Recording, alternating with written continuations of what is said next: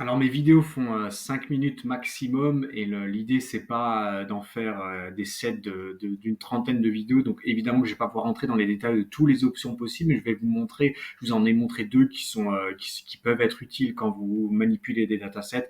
Je vais juste continuer. Il y a une méthode qui s'appelait display.max colonnes. Cette fois-ci est plus rangée, donc on travaille sur les colonnes. Par défaut, il est à 20. Concrètement, qu'est-ce qui veut dire?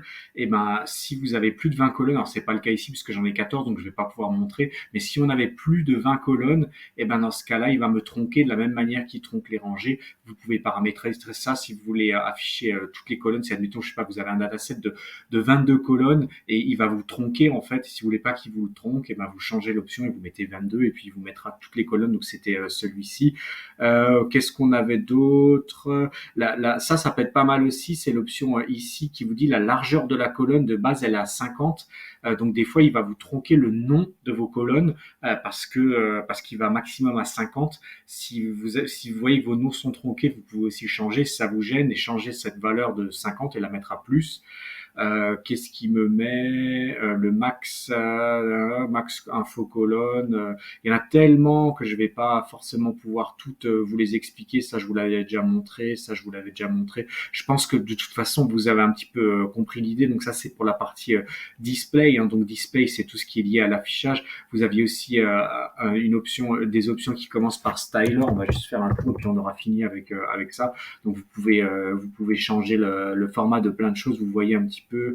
Vous pouvez dire que de base vous voulez changer le format des nombres décimaux, mais je vous déconseille de le faire comme ça. Hein. Moi, je préfère le faire comme je l'ai fait ici, puisque ça dépend des datasets. Voilà, il y a tellement de choses que vous pouvez changer. Je vous invite à regarder tranquillement, mais dans l'idée, hein, juste pour revenir sur les quatre méthodes, la describe option, elle permet de lister toutes les options possibles. Si on lui met rien ici en paramètres, il va me les lister tous. Et ensuite, si je lui prends par exemple juste une, je vais faire comme ça. On peut le faire avec. Si je lui en prends juste une, je prends ça, je le mets entre guillemets. Et c'est toujours pour vous montrer le format dans Describe que vous avez. Il vous met le nom de l'option. Il vous dit ce que vous avez en sortie, donc un nombre entier. Ça va être souvent ça, un int pour integer, donc un nombre entier. Il vous donne une description. Bon, bien sûr, c'est en anglais, mais sinon, si vous comprenez pas, vous demandez votre assistant virtuel préféré qui vous fasse la traduction et il vous dit la valeur par défaut et la valeur courante. Si vous n'avez rien modifié, forcément que la valeur courante, ça sera la valeur par défaut. Donc ça, c'est pour la méthode describe option. Pour get option, c'est pour avoir pour avoir directement la valeur. Alors, si vous voyez pas la différence, pourquoi on utilise les deux, je vous expliquerai peut-être pourquoi des fois c'est bien d'isoler avec get option, mais on va dire que c'est une version isolée de describe option puisque tout ce qui vous met en sortie, c'est cette valeur que vous avez là, c'est le currently en fait, si vous voulez, qui vous sort. Alors pourquoi? Si vous posez la question du pourquoi, je vous montrerai pourquoi de temps en temps c'est bien de l'isoler, mais en gros c'est dans l'idée on voudrait isoler cette valeur pour l'utiliser en fait.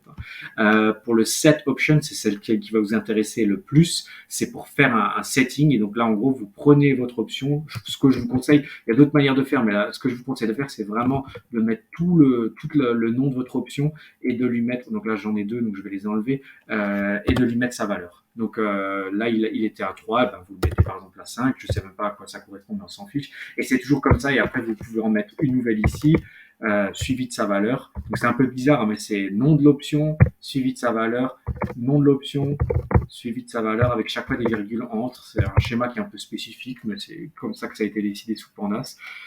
Évidemment que là, si je l'exécute, il va me mettre des messages d'erreur, hein, puisqu'il ne comprend pas ce que c'est BFF et BRBR. Bon, bref, voilà, vous avez compris l'idée. Et ensuite, reset option, soit vous mettez le nom, on va dire il y a trois manières de faire. Soit vous mettez le nom de votre option, si vous voulez faire un reset seulement sur une seule option.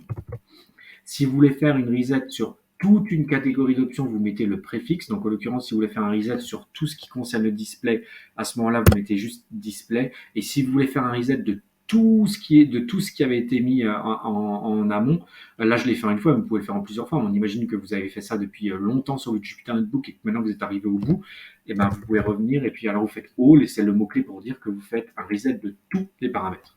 Voilà, je pense que j'ai dit ce que j'avais à dire sur la configuration de votre Panda. C'est comme ça, en tout cas avec ces quatre méthodes, que vous allez pouvoir travailler sur les options et les paramètres possibles en Pandas.